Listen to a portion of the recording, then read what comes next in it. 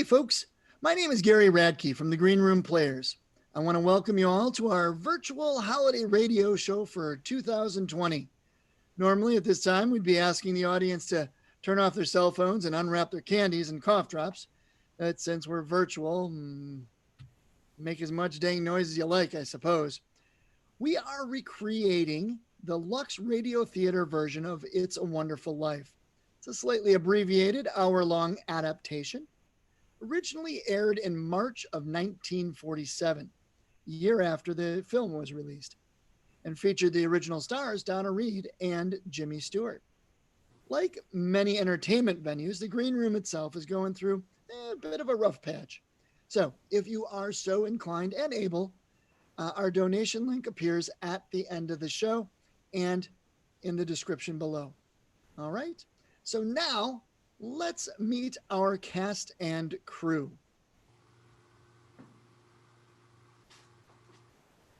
Look at that. There's a bazillion of us. All right. So I'm going to start with our technical crew because without them, the show just isn't happening. So on sound effects today, Maggie Dernehl.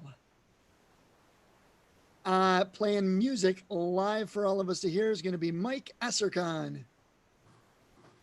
And helping out with the technology, the production, and some of the other sound pieces, Nick Wallander as well. Our actors, our cast, playing young George and George himself is Joey Prestley. Playing Clarence, the angel, is Parker Drew. Playing Mary Hatch / Mary Bailey, Carolyn Silverberg. Playing the head of the angels, Josephine, Carrie Liebhauser. And a variety of cast members are going to be playing a number of characters. First up, Eric Westphal. He will be the announcer, Mr. Potter, Petey, Mr. Welch, and Nick. And then is Tom Harder. Tom will be playing Harry Bailey, Uncle Billy, Martini, and the sheriff. John Brunage is playing Pop Bailey, Dr. Campbell, Sam Wainwright, Ed, and Bert. Kate Wilson will be playing Mrs. Bailey, Randall, Helen the Teller, and Zuzu. Katie Schrader is playing Cousin Tilly, Mrs. Hatch, Charlie, and Carter. Erica Larsen is playing Cousin Eustace, Mrs. Thompson, and Janie. I myself am going to be playing Mr. Gower, the grumpy old man, Ernie, and the bridge keeper. All right, so without further ado, we're all going to go dark here. Want you all to sit back, relax, and enjoy the show. Lever Brothers Company, the makers of Lux Toilet Soap, bring you the Lux Radio Theatre production of It's a Wonderful Life. That's right. Tonight we bring you one of the season's most inspiring hits, a Liberty Films production that's been nominated for the highest screen award. It's a Wonderful Life is the drama of a typical American. It might be you. It might be me. He dreams of glory. He lives in hope. He loves and doubts. And only Providence puts a final value on his service to humanity. Our story starts before the war, when life was normal. Shortages were generally unknown, and simple luxuries like Lux soap were abundant. I won't say that's the only reason people said it's a wonderful life, but I do know from the thousands of letters in our files that most of them said it's a wonderful soap. And they keep right on saying it day after day. In fact, the popularity of Lux soap is what makes it possible to present such entertainment as Frank Capra's great production, It's a Wonderful Life.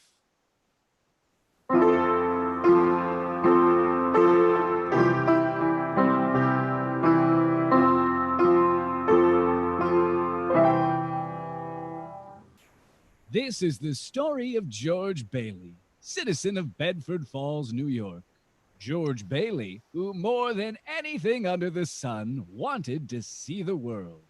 The wonderful, exciting world that lay somewhere beyond the limits of his hometown. Oddly enough, this story does not begin in Bedford Falls. In fact, it doesn't begin anywhere in the world. It begins in heaven, where the superintendent of angels has just summoned an apprentice angel named Clarence. Oh, I'm really going down to Earth, ma'am? Oh, how splendid. Yes, there's a very discouraged man down there, Clarence, George Bailey. At exactly 10:45 p.m., Earth time, he'll be thinking seriously of ending his life. Oh, dear, dear, his life. Now, I want you to stop him if you can. Now, sit down, sit down. I'll give you Bailey's case history. Ma'am, if I should accomplish my mission, may I perhaps get my wings? I've been waiting over 200 years now, and, well, people are beginning to talk. Clarence, what's that book? Oh, The Adventures of Tom Sawyer, ma'am. I was reading it when you sent for me. Oh, fine book, excellent. Well, you do a good job on George Bailey, and we'll see about your wings. Oh, thank you, ma'am. Now, listen. When George Bailey was a boy, 2 events occurred that you should keep in mind. One was when his younger brother, Harry, fell through the ice and almost drowned. George saved him. Brother fell through the ice. George saved him. Ever since, George has had a bad ear. All that icy water, you understand. Bad ear. Yes, ma'am. The other event came a few months later. George used to work after school in Mr. Gower's drugstore. One day, Mr. Gower's only son died of influenza. It was a terrible blow, and poor Mr. Gower tried to lose his grief in whiskey. Where you been, George? Mrs. Blaine's called twice. Well, what happened to her prescription? You lost it, didn't you? No, Mr. Gower. Here it is. Oh, yeah. Good for nothing. Don't you know that Blaine girl's very sick? Mr. Gower, my ear. You're hurting my sore ear. I'll teach you to loaf, you lazy brat. Mr. Gower, you don't know what you're doing. You put something wrong in those capsules. Shut up. I know you feel bad, but look, Mr. Gower, look. This bottle you used. This bottle to make up the capsules. It's poison. Poison? Don't hurt my sore ear again, Mr. Gower. Poison? Oh, George. George. It's why I didn't deliver, Mr. Gower. All I wanted was to make sure. George. George.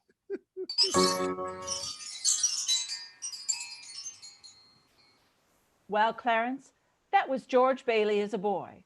When he grew up, he wanted to go to college, but there just wasn't the money. So he worked 4 years in the Building and Loan Association. Building and Loan Association? Oh, I forgot to tell you, George's father was in the building and loan business. He and George's Uncle Billy, high ideals and low bank account. Anyway, George worked for his father and saved enough to see him through the university. That summer, though, he was going to Europe, got a job on a cattle boat, do a little traveling before college.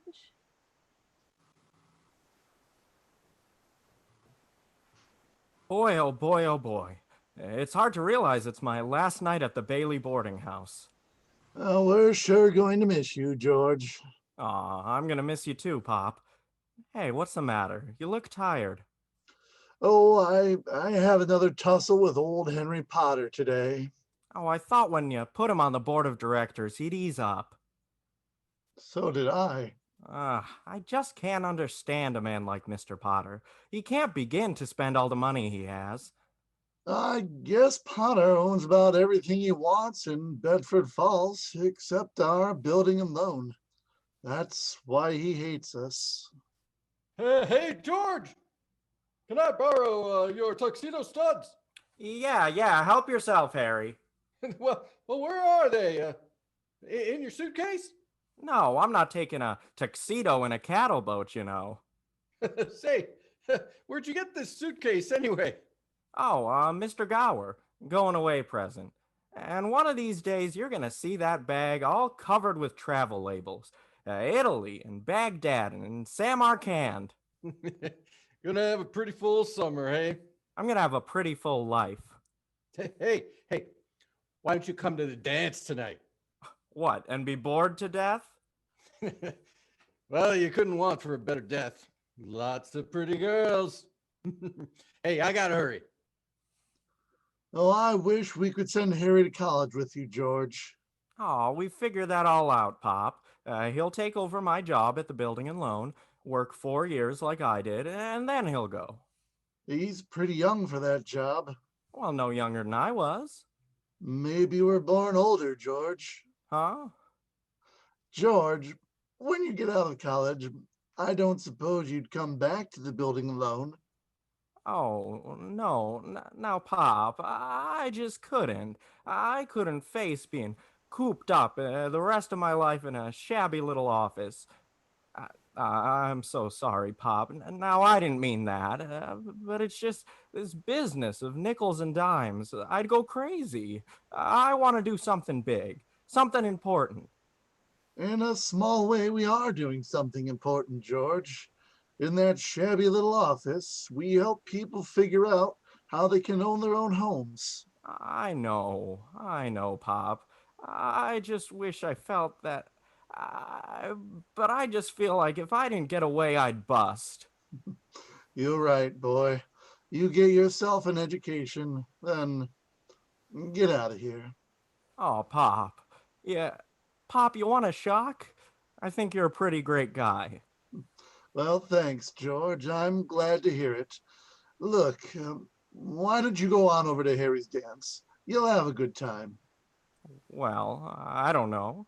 Maybe I will drop in. Yeah, maybe I will at that. So George Bailey went to a dance. Is that important, Josephine?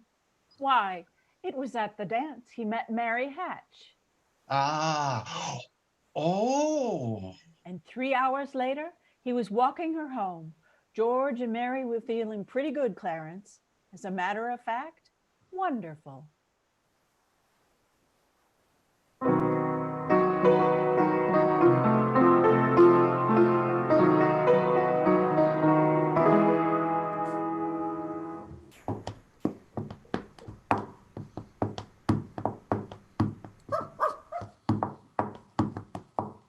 Buffalo gals, can't you come out tonight? Can't you come out tonight? Can't you come out tonight? Buffalo gals, can't you come out tonight? And dance by the light of the moon. Hot dog. Beautiful. Oh boy, just like an organ. At least. Gee whiz. Hey, you know something? If it wasn't me talking, I'd say you were the prettiest girl in town. Well, why don't you say it? I don't know. Maybe I will. Hey, how old are you anyway? 18. 18. Too young or too old? No. That's just right. It sort of fits you. Hey, look where we are. Oh, the old Granville house. Yeah, I gotta throw a rock. Oh, no, George. I love that old house. Well, don't you know about deserted houses? You make a wish and then throw a rock. George, but it's such a lovely old place. I wish I lived there. In there? I wouldn't live it in as a ghost. Now watch this. Here we go. How about it, huh? Pretty good shot, huh? Broke a window, huh? What'd you wish, George? Oh, I don't know. Not just one wish, a whole hat full of them. Mary, I'm shaking the dust of this crummy little town off my feet, and I'm going to see the world. Italy, Greece, the Parthenon, the Colosseum, and then I'm coming back here and go to college and see what they know. and then I'm going to build things. I'm going to build airfields and skyscrapers 100 stories high and bridges a mile long. And then I'm gonna, hey, Mary, what is it you want? What do you want, huh? You want the moon? All you got to do is say the word and I'll throw a lasso around it and pull it down. Hey, that's a pretty good idea. I'll give you the moon, Mary. Okay, the moon. I'll take it. Then what? Then what? Oh, well, then you could swallow it and it dissolve like an aspirin, you know? And the moonbeams would shoot out your fingers and the ends of your hair and you think I'm talking too much? Yeah, why don't you kiss her instead of talking her to death? How's that? I said, youth is wasted on the wrong people.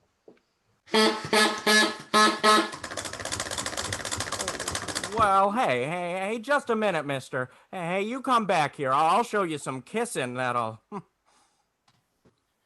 George! Hey, Uncle Billy, look here. I'm gonna kiss Mary. Watch. George, get in the car, quick! Your father's had a stroke! What? George, get in, hurry!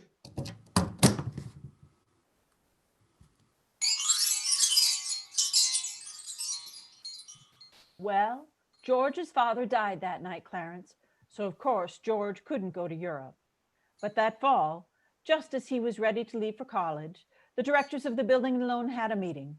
They were going to appoint a successor to Mr. Bailey. What was that you said, Mr. Potter? I said, as long as Peter Bailey's dead, let's dissolve the building and loan. We don't need it. No, wait a minute. No, you wait a minute. Peter Bailey was not a businessman. Ideals without common sense can ruin a town. What do we get? A discontented, lazy rabble instead of a thrifty working class. Now, hold on, Mr. Potter. Oh, I mean no disrespect, George. Now, wait a minute there. Why my father ever started this cheap, penny ante building and loan, I'll never know. But just remember this, Mr. Potter. This rabble you're talking about, they do most of the working and paying and living and dying in this community. Well, is it too much to have them work and pay and live and die in a couple of decent rooms and a bath? Anyway, my father didn't think so. People were human beings to him. But to you, a warped, frustrated old man, they're cattle. Well, in my book, Mr. Potter, he died a much richer man than you'll ever be. I'm not interested in your book, George. I'm talking about the building and loan. You're talking about something you can't get your fingers on, and it's galling. That's what you're talking about. Well, this town needs this measly one-horse institution, if only to have some place where people can borrow a few dollars without crawling to you. And now come on, Uncle Billy.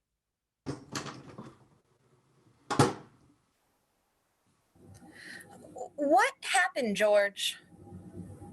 Well, boy, oh boy. Yeah, all we heard was a lot of yelling. Yeah, boy, oh boy, you should have heard George. Yeah, they're in there voting us out of business. Well, who cares? I can get another job. I'm only 41. 45. Well, will you get out of here, George? You already missed your boat trip. Do you want to miss college, too?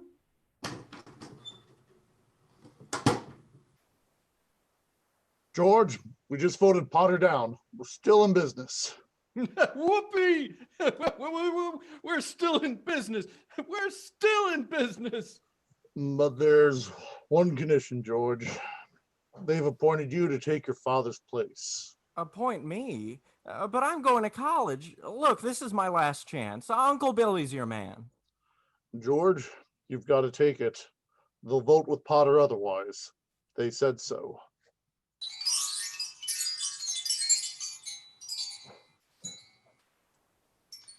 I know. George Bailey didn't go to college. That's right, Clarence. He gave his money to Harry. Harry went instead. But what happened to that good-looking girl, you know, Mary? Oh, George saw her now and then. Not very often, though, because Mary went away to school, too. Anyway, George waited 4 years more for Harry to come back and take over the building and loan. He could still see the world. He planned to work in the oil fields, Venezuela, except when Harry came home, he wasn't alone. There was a girl with him, his wife.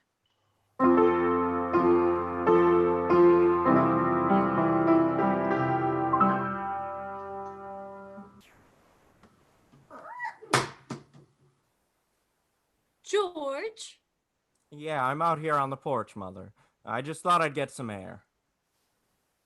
Well, how do you like your new sister-in-law? Oh, she's swell. Looks like she can keep Harry on his toes. Yeah. And keep him out of Bedford Falls, anyway. What do you mean?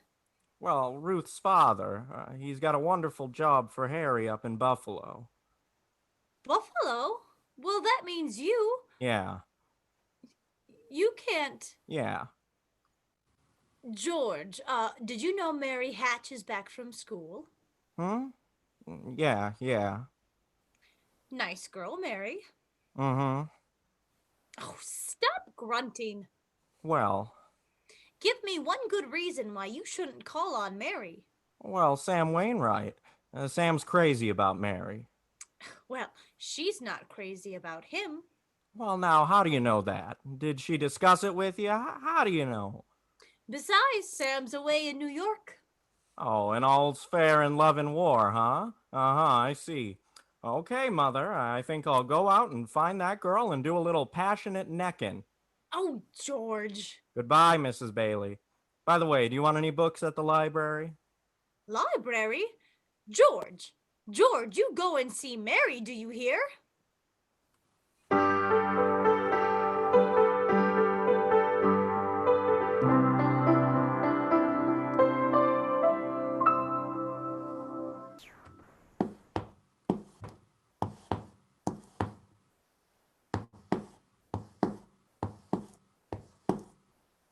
George, is that you out there?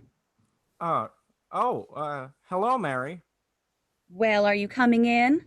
Oh, I just happened to be passing by here, and... Oh, I thought you were picketing.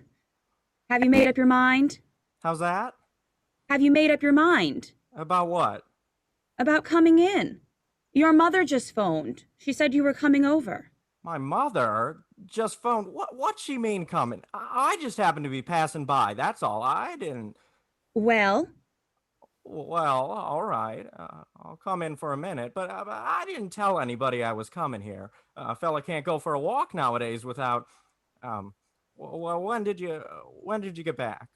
Tuesday. Where'd you get that dress? Do you like it? Well, it's all right. Well, no point standing here on the porch. Come on in. I still can't understand it. I didn't tell anybody I was coming here, you know. Would you rather leave? Well, no, I don't want to be rude. I'll sit down for a while. It's nice about your brother and Ruth, isn't it? Yeah, that's all right. Don't you like her? Well, of course I like her. She's a peach. Oh, just marriage in general you're not enthusiastic about, No, marriage is all right for a lot of people. It's all right for Harry, Sam Wainwright, and you.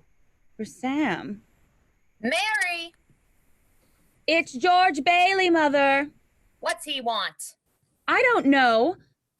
What do you want? Me? Not a thing. And I just came in to get warm. He's making violent love to me, Mother. You just tell him to go right back home. Sam said he'd call you tonight from New York, didn't he? I guess so. How about some music?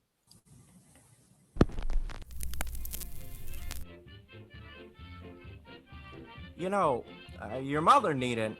You know, I didn't come here to... What did you come here for, then? Well, I don't know. You're supposed to be the one with all the answers. You tell me. Oh, why don't you go home? Well, I don't know why I came here in the first place. Good night. Good night.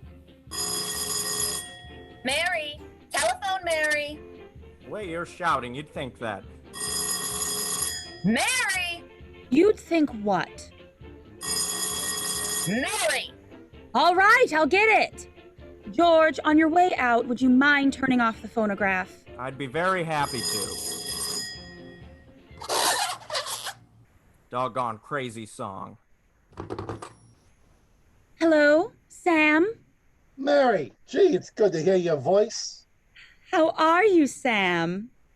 I forgot my hat. Hee-haw. What? What? Oh, I was just talking to an old friend of yours, George Bailey. Oh, Mossback George? Oh, Mossback George. Oh, put him on. I'll talk to him too. Wait a second. George? He doesn't want to speak to George. He does so. He asked for him. Did you call me? Because if you did, I'm in a hurry. I gotta... Sam wants to talk to you. Oh, hiya, Sam. Hey, fine pal you are, trying to steal my girl. No, what do you mean? Nobody's trying to steal anybody's girl. Hey, here, Mary, take the phone. No, wait, George. I want to speak to you both. Tell Mary to get on the extension upstairs. He says for you to get on the extension upstairs.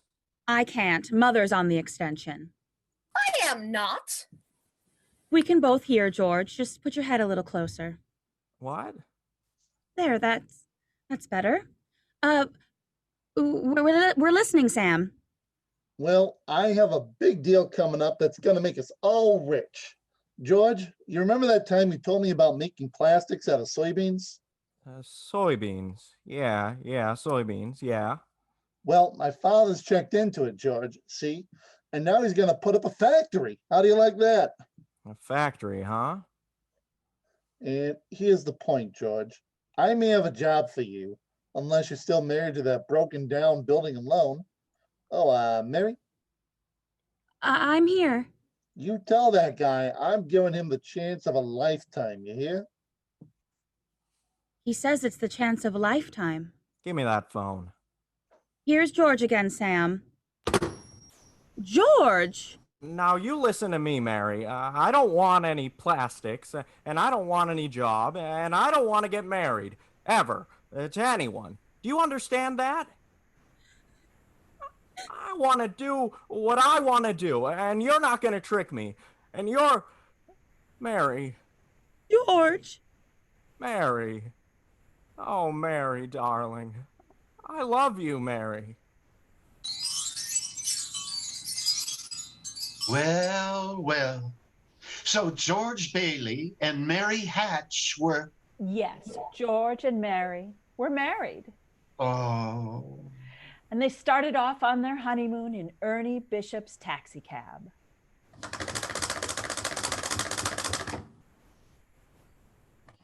Hey, where are you two going on this here now honeymoon? Well, we're going to shoot the works, Ernie. A whole week in New York, a whole week in Bermuda, the highest hotel, the oldest champagne, the hottest music, and the prettiest wife. So you're finally getting out of Bedford Falls, eh? Then what? Then what, honey? After that, who cares? That does it. Hey, you know, Mrs. Bailey, I haven't kissed you yet. Hey, George, there's something funny going on over there. Look over there at the bank. It looks like a run. Pull over there a minute, will you, Ernie? George, let's not stop. Please, let's go straight to the station.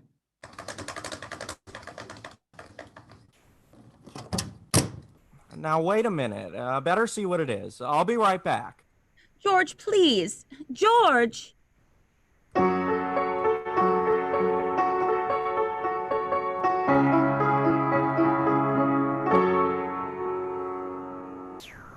And now a word from one of our wonderful sponsors.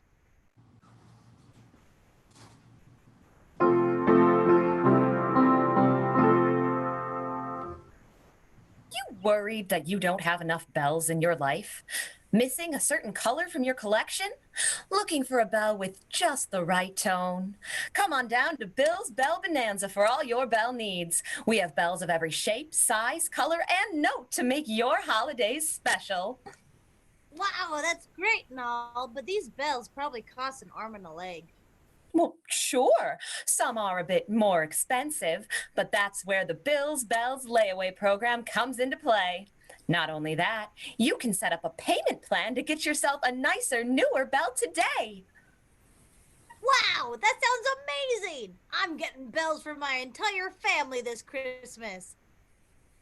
Hi, I'm Bill of Bill's Bell Bonanza.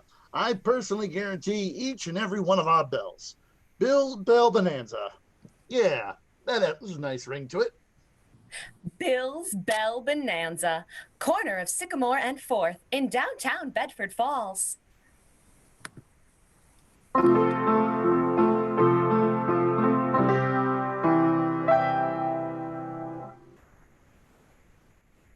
Act 2, It's a Wonderful Life. Well, we're back in heaven again, where the superintendent of angels is reviewing the case history of a mortal named George Bailey. Clarence, the apprentice angel, is very eager to depart on his mission to the earth. Poor George Bailey. Oh, he's certainly in desperate trouble, Josephine. I'll go to him at once. Now, you sit down, Clarence. Sit down. We're nowhere near the point where George Bailey is thinking of taking his life. We're not. Now, where were we? Oh, yes. George and Mary had just started out on their honeymoon when they ran smack into the financial panic of 1932.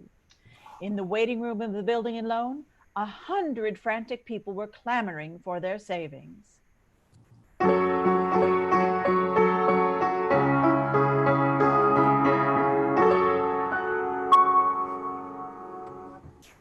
Where's my money? What's going on? Anybody know what's happening here? My money. What's going on here? Hey, what's going on, Uncle Billy? What's happened? All those people out there. Oh, this is a pickle, Georgia. All I know is the bank called our loan in an hour ago, and I had to hand over all our cash. Holy mackerel.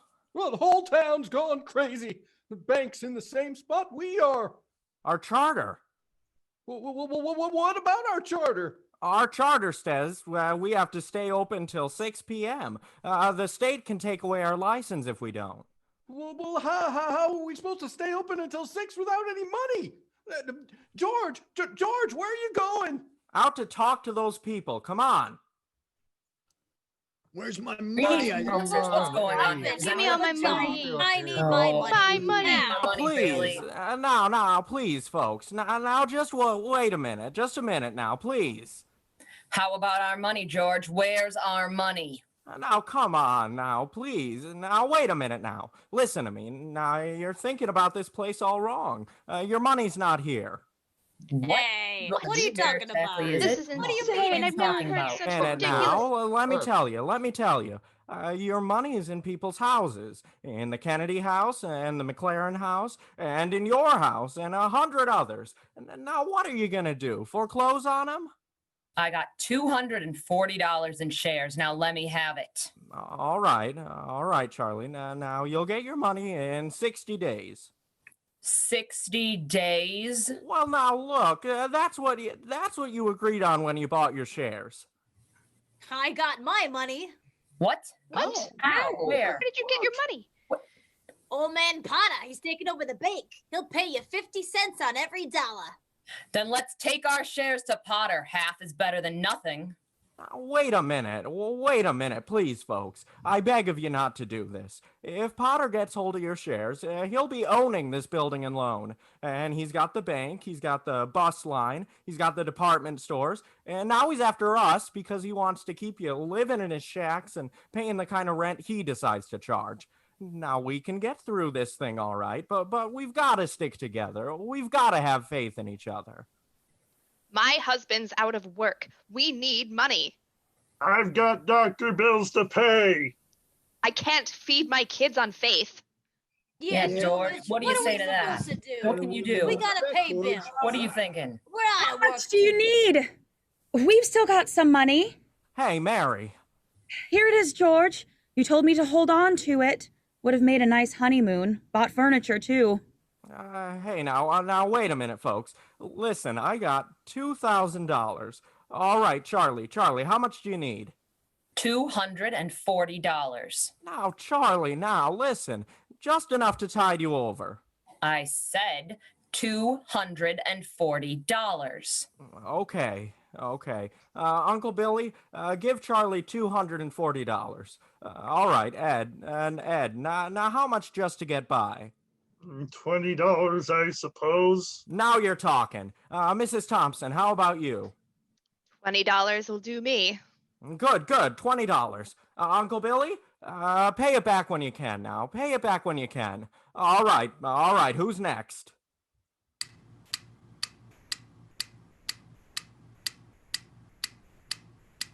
Oh, look at the clock, look!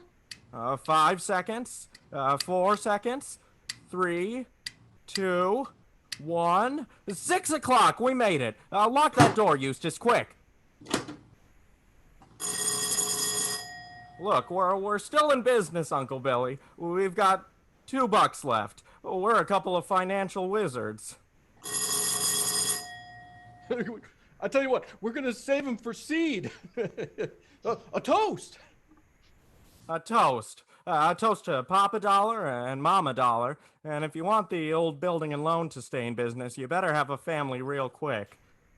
I wish they were rabbits. I wish they were too. Okay, let's put him in the safe and see what happens. George, there's a call for you. Okay, and then call my wife, will you? She's probably over at Mother's. Mrs. Bailey's on the line. I don't want Mrs. Bailey. I want my wife, Mrs. Bailey. Mrs. Bailey. That's my wife. Give me the phone, will you? Hey, Mary. Mary, listen, Mary. I'm sorry. Come home. Well, what home? Well, 323 Sycamore? Well, whose home is that? What? Well, Mary, how can I... Well, sure. All right, sure. I'll be there.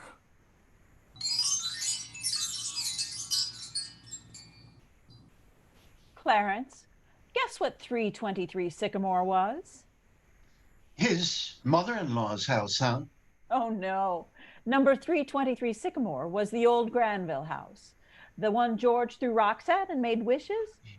Yes, sir. That's where they spent their honeymoon. That's where they started housekeeping. They were still living there 2 years later when old man Potter asked George to stop over at his office.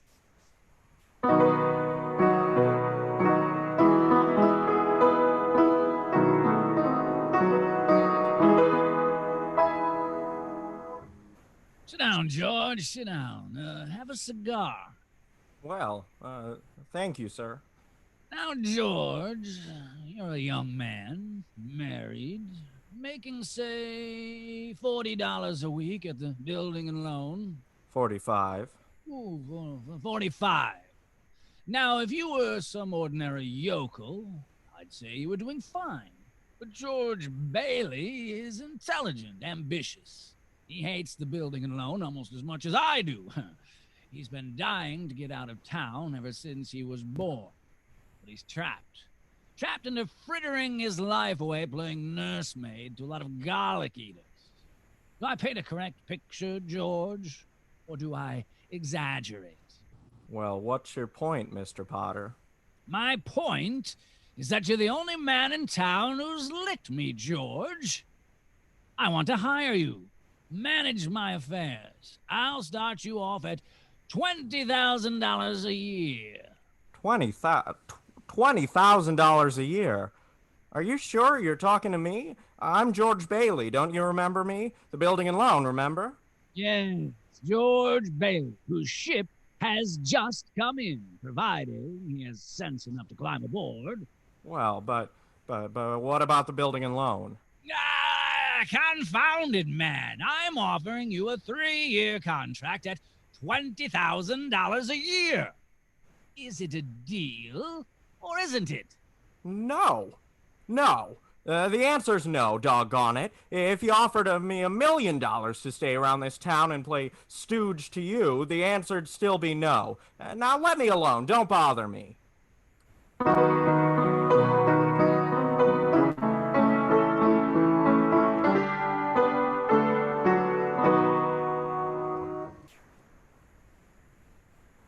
George, what did Mr. Potter want? Oh, it was nothing. He just talk. I don't know. It was nothing. Oh, gee. Mary Hatch. Mary, Why in the world do you ever marry a guy like me, anyway?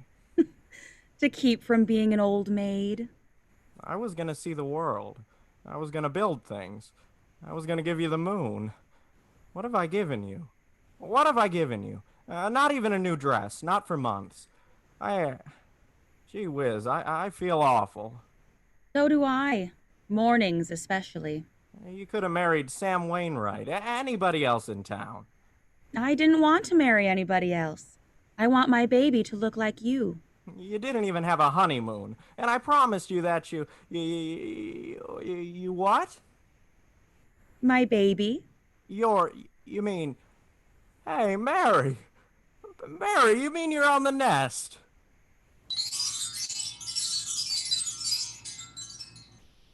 Well, Mary had her baby, Clarence. A boy.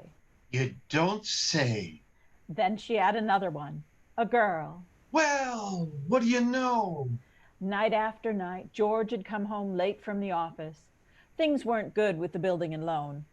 Potter was really bearing down on him. Then came the war. Mary had another baby by then. Oh. But she still had time to help out in USO. Uncle Billy sold war bonds, and George's brother Harry became a real hero. Shot down 15 planes. But George, what about George? Well, George was 4F, his bad ear. He was an air raid warden on VE Day. He wept and prayed. On VJ Day, he wept and prayed again. We're getting pretty close to today, aren't we, ma'am? Yes, Clarence. Now, you know almost everything you have to know about George Bailey, except what happened that finds him down there at this very moment wanting to die. Well, ma'am. Well? Well, today's the day before Christmas, Earth time. George is pretty excited.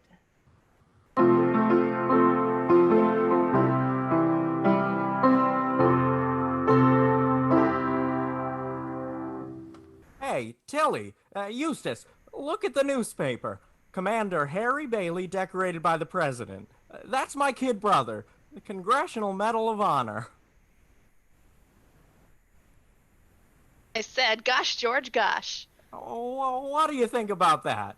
15 Jap planes, and the last one he got was just about to dive into a transport loaded with soldiers. You know what that means? He saved lives. Hundreds of lives. Hey, gee whiz, where's Uncle Billy? On to the bank, George. Oh. He's depositing that $8,000. Good. Who's that in his office there? It's that woman again, the bank examiner. Oh, yeah. Well, good evening, Miss Carter. Hey, Tilly, get the books for Miss Carter, will ya? You know, that's my brother's picture there, Miss Carter. He shot down 15 planes, and one of them was just about to...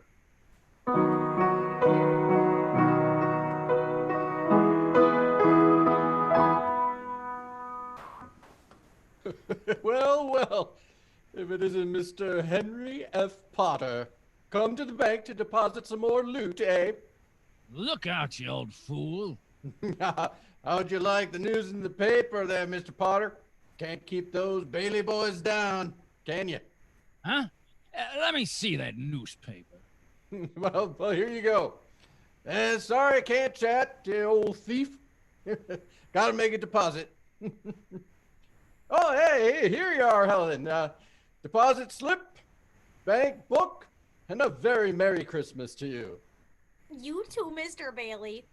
Say, you've forgotten something, haven't you? Well, Helen, I've forgotten things all my life. But, Mr. Bailey, where's the money? What's that? You want to make a deposit? Well, certainly I do. Well, it's customary to bring the money with you. What? It's gone. Where'd I put it? Where'd I put that money? A terrible thing, Clarence, terrible. Uncle Billy couldn't find the money because the envelope with the $8,000 was folded up in that newspaper he gave to old man Potter.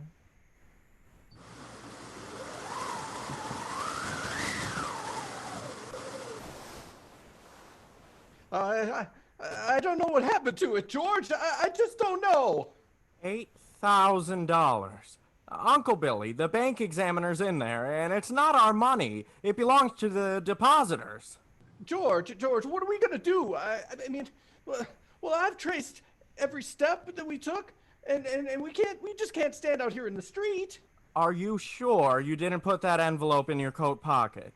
I think so. Maybe I'm no good to you, George. I'm no good. Now listen to me. Now listen to me. Think, will you? Now try to think. I can't think anymore. I can't. Where's that money, you silly old fool? You know what this means? It means bankruptcy and scandal and prison. One of us is going to jail, and well, it's not going to be me. And now get out of my way. I'm going home.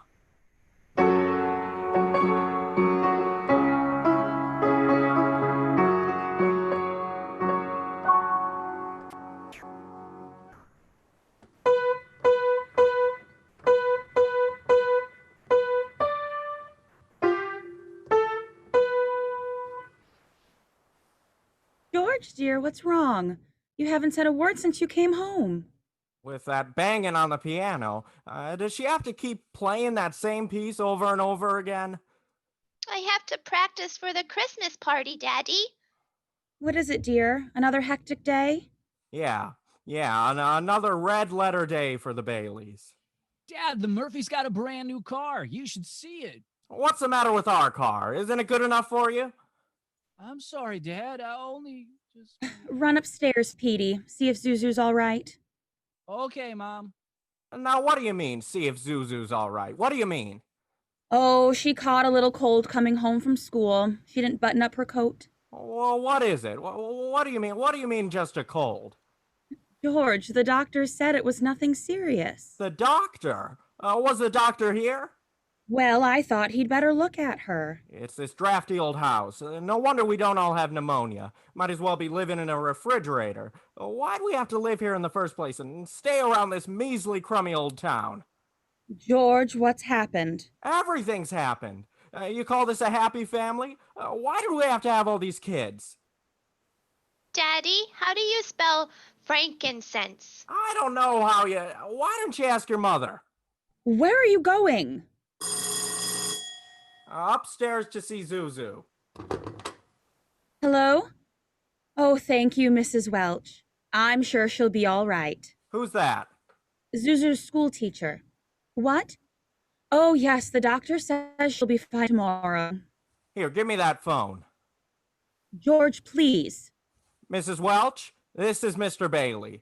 Say, what kind of a teacher are you anyway? What do you mean sending Zuzu home like that, half naked?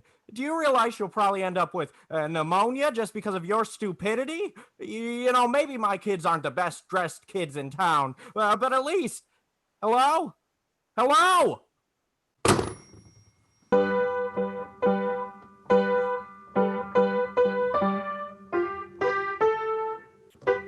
Janie, will you stop playing that lousy piano? Now cut it out. Stop it. George, for heaven's sake, what's wrong with you? I'm sorry, Janie. I'm sorry, Mary. I've just got to get out of here.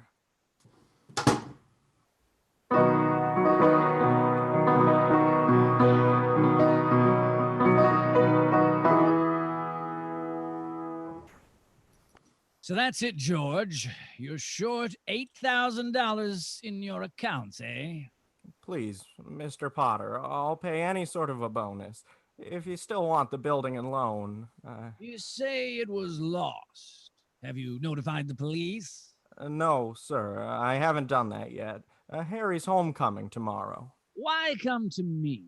What about your good friend Sam Wainwright? I can't get a hold of him. He's in Europe. What kind of security would I have, George? What collateral? Yes, sir. I have some life insurance here.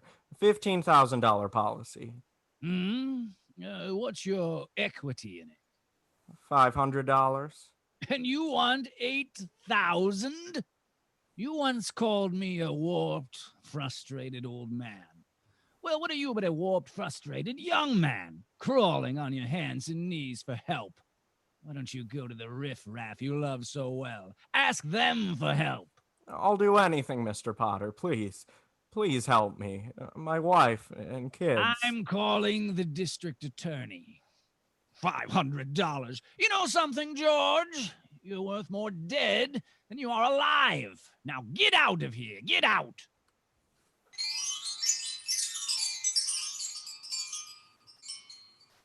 And all the time, Potter had the $8,000 in his desk drawer.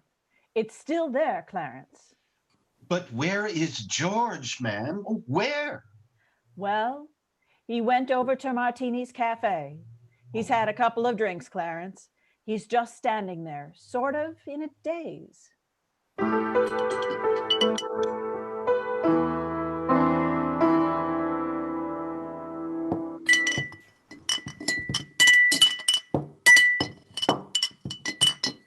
Oh, God. God. Dear Father in heaven, I'm not a praying man, but if you're up there and you can hear me, please, show me the way. I'm at the end of my rope. Show me the way, God.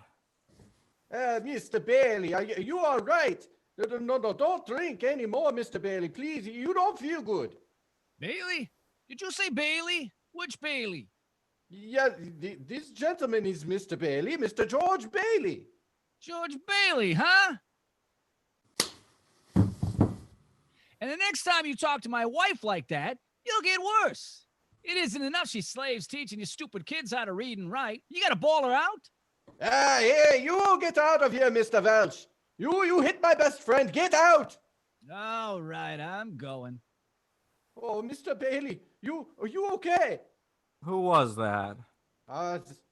That was Mr. Welch, but don't worry, he don't come around this place no more. I'll get something for your face. You're bleeding. No, I'm all right.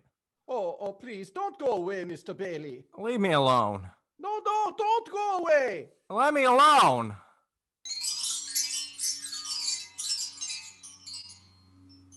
Well, George left Martini's Cafe 5 minutes ago, Clarence. He's at the river now, on the bridge, looking at the water. Are you ready, Clarence? All ready, ma'am. Very well. Save George Bailey's life, and you'll get your wings. My wings. Oh, thank you, Josephine. George Bailey, get away from that bridge. Do you hear me? George.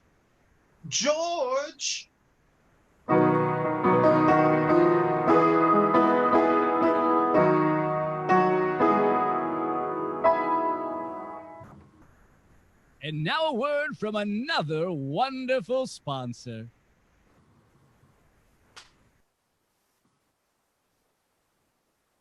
Martini's Cafe is your favorite hometown bar and restaurant, voted best of Bedford Falls 3 years in a row.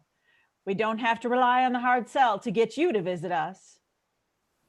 Go to Martini's. Come on out for cheap drinks, laughter, food, and great conversation. Whether you're drinking alone or with friends, we don't care. Go to Martini's now. Locally owned and operated by Mr. Martini himself. Martini's will make sure you don't go away thirsty. Give us your cash. Fantastic drink specials every single day of the week, including our famous mulled wine special every Friday night. All of it. Visit Martini's Cafe on Main Street, across from the Bailey Brothers Building and Loan. FYI, no actual martinis will be served.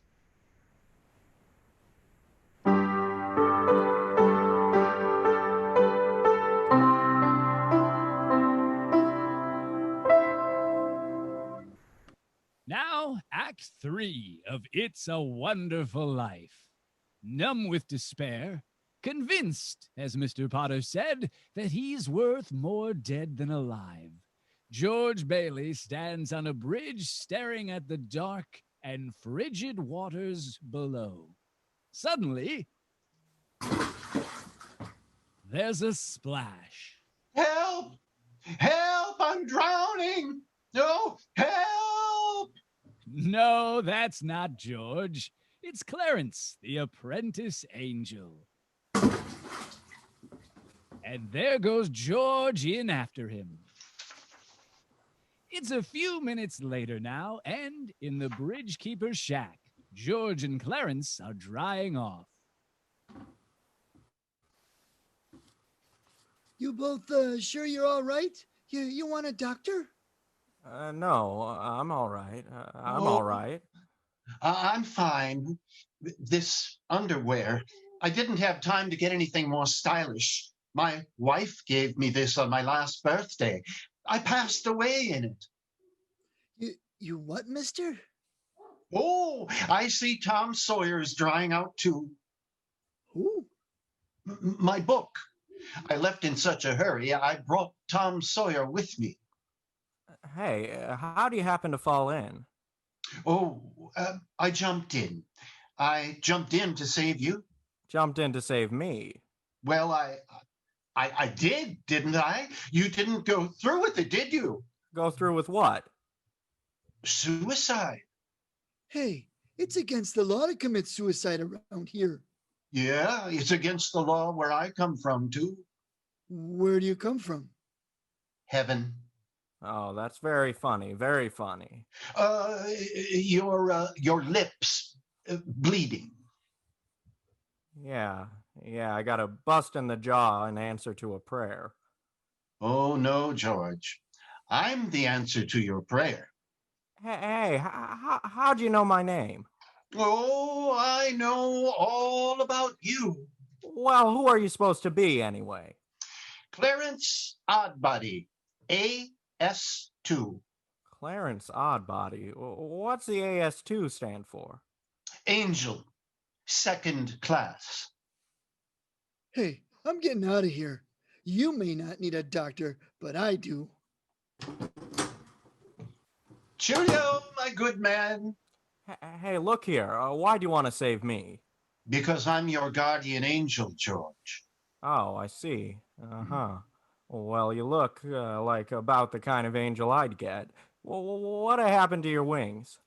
Well, I haven't got my wings yet. That's why I am an angel second class. Oh, I see. But you can help me earn them, George, by letting me help you. Oh, uh-huh. Don't happen to have $8,000 on you, do you? Oh, no. We don't use money in heaven. Oh, that's right. Yeah, I keep forgetting. I see. Oh, well, comes in pretty handy down here, bub. Oh, tut. Of course, I found it out a little late. You know, I'm worth more dead than alive. Oh, you mustn't talk like that. Josephine will never give me my wings if you keep feeling that way. You just don't realize what you've done for your folks. Why, if it hadn't been for you... Yeah, if it hadn't been for me, everybody'd be better off. My wife and my kids and my friends. Oh, this is not going to be easy. They'd all be better off if I hadn't been born. What did you say? I said I'd wish I'd never been born. Well, George, that's wonderful. Wonderful? What? The idea you gave me. Well, you've got your wish. You've never been born. I've never been born. Exactly. No worries. No $8,000 to get. Nothing. You simply don't exist. All right. Okay, all right. George, I can do things. Strange things. I can show you the world, George, the way it would be if you hadn't been born. Hey, wait. Wait a minute. This ear of mine. Say something else in that bad ear.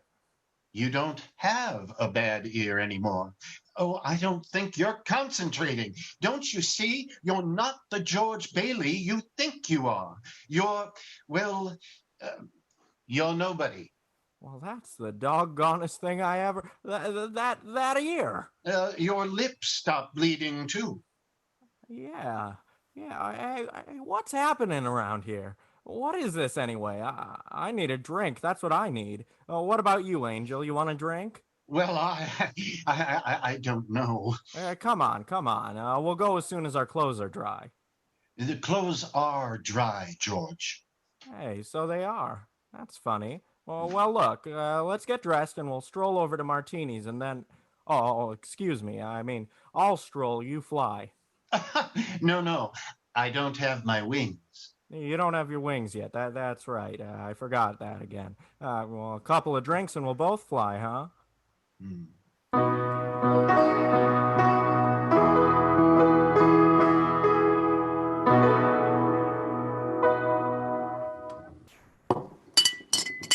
What do you have, fellas? Hey, where's the boss? Where's Martini? Look, wise guy, I'm the boss, see? Okay, well, double scotch, quick, will ya? What's yours? You know what I just love? Some mulled wine. Huh? Heavy on the cinnamon and light on the cloves. Now off with you, my lad, and lively now. Now cut it out. Oh, come on here. Just give him the same as I ordered. He's okay. 2 double scotches. What about this place? It's all changed. All of Bedford Falls has changed. You're having your wish, George. You've never been born. Oh, there'll be lots of things you've never seen before. Oh, good. Somebody's just made it. Made what? Every time a bell rings, it means some angels got their wings. What did you say? Look, Clarence, I don't think you'd better talk about angels around here. Well, don't they believe in angels? Oh, yeah, they believe in them, but, it's just... Well, then why should they be surprised when they see one? Don't mind him, bartender. He's just a little fella. He never grew up. How old are you anyway, Clarence? Well, next May, I'll be 293. That does it. A couple of pixies, eh? Go on. Get. Do you hear me? Get. Where's Martini? Will you call him? Stop asking about Martini. He ain't here, and he... Hey, you, Rummy. Didn't I tell you never to come panhandling around here? George, look. It's Mr. Gower. Mr. Gower, listen. Mr. Gower, don't you know me? This is George Bailey. You buy me a drink, mister? It's just one drink, will you, mister? Pinky, throw the rummy out. Oh, no, please. Hey, bartender, that's Mr. Gower, the druggist. That rumhead spent 20 years in jail for poisoning some kid. If you know him, you must be a jailbird yourself. Yeah, Pinky. Here's 2 more. Get him out of here. Whoa! Oh, well, get up, George. Good thing he threw us in this snowbank, eh? Where's Mr. Gower? Mr. Gower doesn't know you, George. You see, you weren't there to stop him from putting poison in that prescription. What do you mean I wasn't there? Look, now tell me, what are you? Are you a hypnotist? George. Look, why am I seeing all these strange things here? Don't you understand? It's because you were not born. Well, if I wasn't born, then who am I? Nobody. You have no identity. What do you mean I have no identity? No papers, no driver's license, no 4F card, no insurance policy. Zuzu's bell. What? Zuzu's bell. I bought my little girl a bell to hang on the Christmas tree, and I forgot to give it to her. I've got it in... It's gone. It's gone, too. Everything's gone. But you've been given a great gift, George, a chance to see what the world would be like if you'd never been born. You're crazy. You're crazy as a bedbug, and you're driving me crazy, too. Now, look, I'm going home to my wife and family. Do you understand that? And I'm going home alone.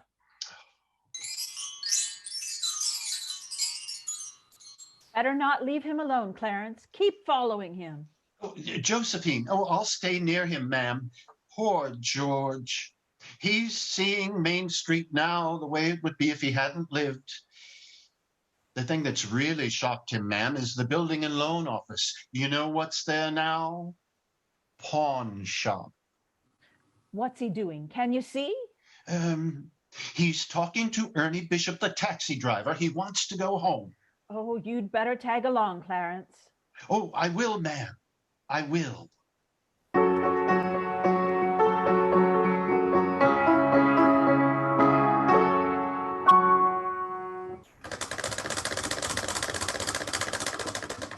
Come on, step on it, will you, Ernie? Get me home. I'm off my nut. Where you live, buddy? Now, doggone it, Ernie. Don't you start pulling that stuff on me. 323 Sycamore. 323 Sycamore? Yeah, hurry up. Zuzu's sick. Okay, buddy. Hey, look, Ernie, I don't know what's happening. I'm going crazy or something. I've got some bad liquor.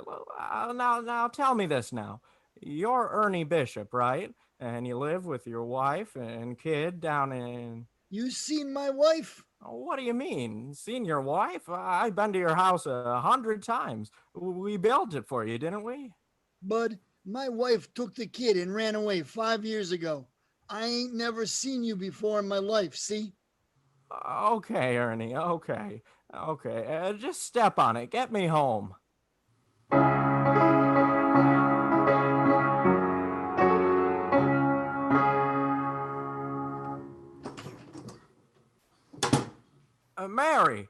Mary, where are you? Janie, Petey, Zuzu, where are you? This is just an old, abandoned house, George. You have no wife, no children. Where are they? What have you done with them? There you are, Bert. That's him, see? I told you. All right, up with your hands. Oh, Bert. Bert the cop, thank heaven you're here. Now look, why don't you be a good fella and I'll take you to a doctor. Bert, listen to me. What's the matter with you guys? Now listen, it's that fellow there. He says he's an angel. He tried to hypnotize me. I hate to use my nightstick, but I guess Ow! Run, George, run! He can't hit you while I'm biting him. Ow! George, run! My teeth aren't what they used to be. Josephine, help! Josephine! Josephine! Where did they go? Ernie, where did they go? I don't know. They just disappeared.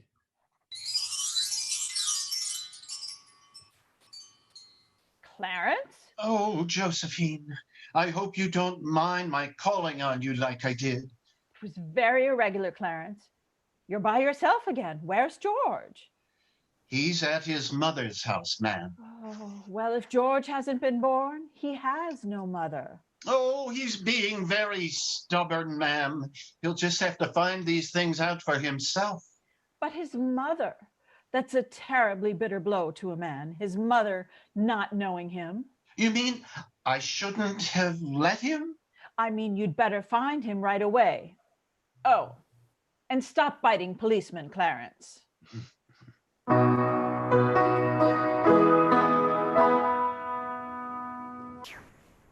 I'm here again, George. My mother. My own mother didn't know me. If only Harry were here. My brother, we're only back from Washington. Your brother fell through the ice and was drowned at the age of 9. That's a lie. He got the Congressional Medal of Honor. He saved the lives of every man on that transport. Every man on that transport died. Strange, isn't it? Each man's life touches so many other lives. Harry wasn't there to save them because you weren't there to save Harry. Don't you see, George, you really had a wonderful life. Don't you see what a mistake it would be to throw it away? Clarence. Yes? Where's Mary? Please, where's my wife? I'm not supposed to tell. Tell me where she is. You're not going to like it, George. Where is she? I'll choke it out of you if I have to. Where's my wife? The library. She works there. She's just about to lock up for the night. So George, come back. Oh, there must be some easier way for me to get my wings.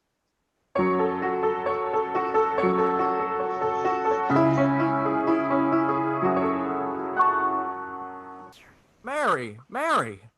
I'm sorry, the library's closed. Mary, it's George. Don't you know me? No, I don't know you. Let me go. Mary, please don't do this to me. Mary, please, help me. Help me. Where are our kids, Mary? I need you, Mary, please. Get away from me. Help! Help! Help me, Mary. I'm George. Mary. Ah!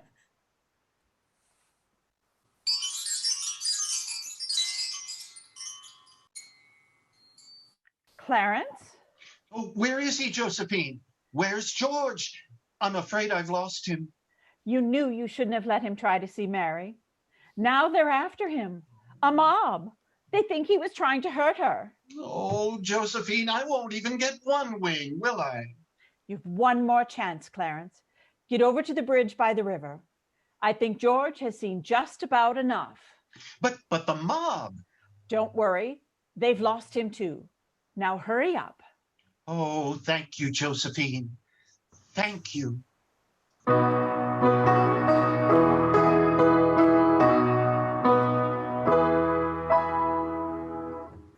Clarence? Clarence, where are you? I'm here, George. Help me, Clarence. Get me back. I don't care what happens to me. Only get me back to my wife and kids, please. I want to live again. Oh, thank you, George. Thank you, Lord. I want to live again, please. Oh, God, let me live again. George, is that you down there, George? Now get out of here, Bert. Get out of here. You come any closer and I'll let you have it. What the Sam Hill you yelling for, George? Come on. George, Bert, do you know me? No, yeah. I've been looking all over town for you. Where you been? Hey, Bert, I'm alive again, Bert. You sure you're all right? Hey, your mouth's bleeding. It is. Hey, my mouth's bleeding. Bert, look at the blood come out of there, would you? Oh, hey, where's Zuzu's Christmas bell, Bert? I had it right in my pocket. Here it is. Hey, it's in my pocket. What do you know about that? Hey, Merry Christmas, Bert. Well, Merry Christmas. Get in the car. I'll drive you home. You will, Bert. Well, do that. And turn the siren wide open, huh?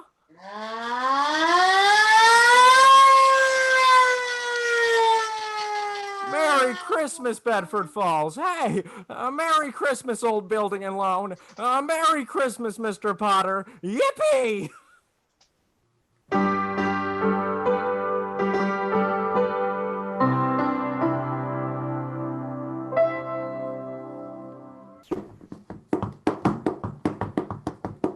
Come on. Hey, Bert, come on. Come on in with me, huh? Bailey? There he is, Mr. Bailey. Mr. Bailey, we have some questions What's for with you. all these people, Question. these reporters? What? Hey, Merry Christmas, reporters. Hey, Miss Bank Examiner, Merry Christmas. Mr. Bailey, there's a deficit. I know. $8,000, I'll bet, huh? George, I've got a little paper here. I'm sorry. I'll bet it's a warrant for my arrest. Isn't that wonderful? Merry Christmas. Hey, where's Mary? You know, oh, look at this wonderful old drafty house. Isn't it wonderful? Have you seen my wife? Where's Mary? Merry Christmas, Daddy. Merry Christmas, Daddy. Kids. Hey, kids. Janie, Petey. Oh, I could eat you up. Where's your mother? She went looking for you, Daddy, with Uncle Billy. Daddy. Zuzu, my little ginger snap. How do you feel, huh? Fine, Daddy. Not a smidge of temperature. Not a smidge of hallelujah. George! George, darling! It's Mommy! She's home! Oh, Mary! George, where have you been? Mary! Oh, George! Mary! Just let me touch you. Oh, you're real, Mary. Oh, you've no idea what happened to me. You've no idea what's happened either. They're on their way here. Who? Who's on their way? Oh, it's the police department? I don't know, the FBI, the National Guard? I'm alive again, Mary. Oh, listen, Mary, I'm alive again. Oh, yes, darling, yes. Now close your eyes and come on downstairs. What is it? Can I open my eyes yet, Mary? What's going on here? Now, keep your eyes closed. Now I'll just walk you over here by the Christmas tree and... Well, there's people. I hear lots of people. What is it? Just 1 minute now. We're all ready, Uncle Billy. Come in, everybody. Hooray! Yay! Hooray! All right, Daddy. Yay! All right. Christmas. George, look. Just look. Uncle Billy. Money, George. A laundry basket filled with money. It's money for you. Mary did it, George. It was Mary. I don't understand. What money? What? People heard you were in trouble, darling. These people, your friends, they've collected this money for you. The $8,000. Charlie, wait, there's Martini and Mr. Gower. How are you, Mr. Gower? Mrs. Thompson, Ed, Tom, everybody. None of us would have a roof over our heads if it wasn't for you, George. Oh, gosh, this is wonderful. Hey, Mary, look who's coming in. Mother. Hi, Mother. Hey, and Harry. I got Mary's telegram, George. I flew in as fast as I could. Hey, everybody, a toast. How about a toast? Now that's a good idea, Ernie. A toast to my big brother, George, the richest man in town. Hey! Good job! Congratulations. Daddy, my Christmas bell. You didn't forget. Forget? Here, honey, here's your bell. Daddy. Darling, what's this on the table here? What's this book? The Adventures of Tom Sawyer. Well, look, there's something written in it. Dear George.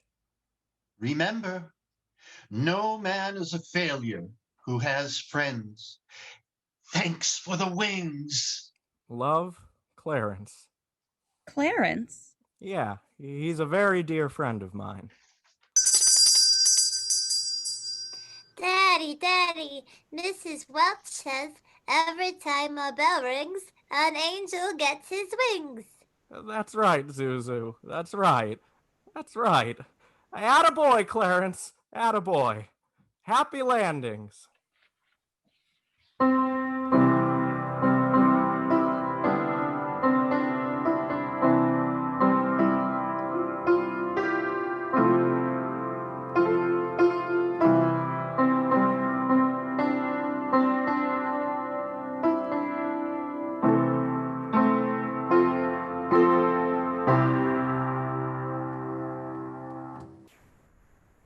Thank you all so much for watching. We hope you have a safe and merry holiday season from all of us at the Green Room. And if you find it in your heart to donate, you can do that. Otherwise, like I said, only if you're able. Take care, everybody. Thanks for hanging out with us.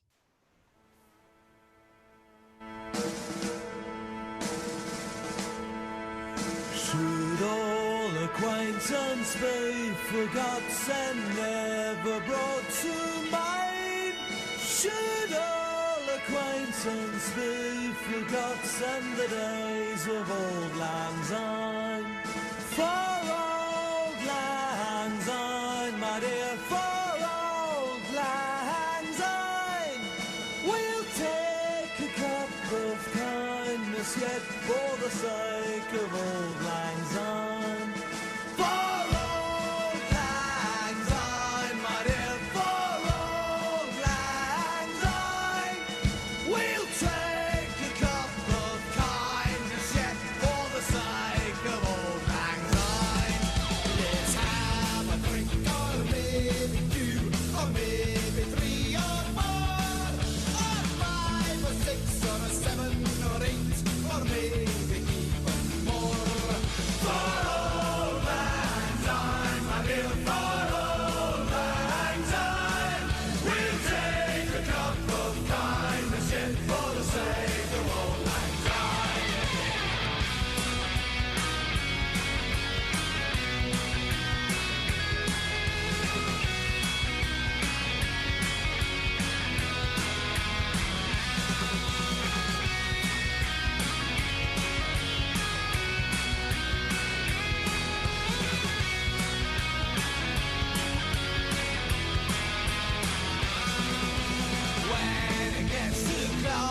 time, and if you still want more.